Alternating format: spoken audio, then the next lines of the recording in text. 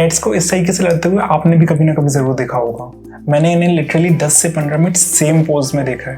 पर क्वेश्चन आता है, कैट्स ऐसा करती क्यों है? देखो, कैट्स फेलिडे फैमिली को बिलोंग करती है, जिसमें लायन, टाइगर एंड प्यूमा जैसे जानवर आते हैं। And as they belong from the same family, they carry a similar traits. जैसे जंगल में टाइगर एंड लायंस अपनी टेरिटरी डिसाइड करके रखते हैं, वैसे ही कैट की भी एक अपनी टेरिटरी होती है।